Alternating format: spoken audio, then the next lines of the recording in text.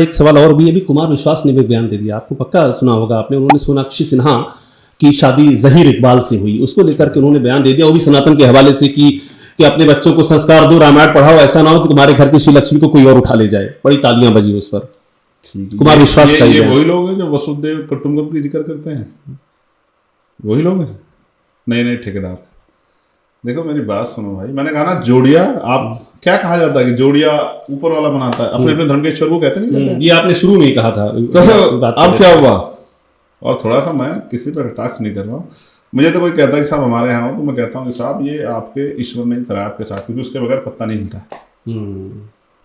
सोचो आप यहाँ से जाते हुए आपको कुछ मिल जाए तो भी ईश्वर की वजह से मिला, और गिर गया नुकसान हो गया तो भी ईश्वर की वजह से, फिर काहे करो ना।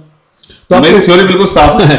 और कुमार विश्वास राम कथा कहते हैं, बड़े बड़े ग्रंथों को धारण देते हैं, इस तरह की बातें कर रहे हैं। किसी पर टिप्पणी नहीं करना चाहता। आपको हैरानी हुई? नहीं, हैरानी नहीं है। हैरानी हुई आपको? मुझे इसलिए हैरानी नहीं है कि मैंने लोगों को बहुत जल्द जल्द बदलते देखा है, और मैंने फिर कहा अपने निजी फायदे के लिए आप कोई भी बयान दे सकते हो, लेकिन मैंने यही इसी सरकार की आलोचना और सरकार से बड़े तीखे सवाल करते थे दिल्ली गलियों में भी बहुत सारे लोगों को देखा है, और फिर उनको भारतीय जनता पार्टी के आसपास घूमते भी और उनके नारे लगाते भी देखा। बिना नाम लिया सारी बातें कहते हैं। चलिए मैं आपसे कहना चाहता हूँ, दुनिया का सबसे बड़ा मजहब इंसानियत है, और वो मजहब अगर उस मजहब के साथ आप नहीं खड़े हो तो फिर आप इंसान नहीं।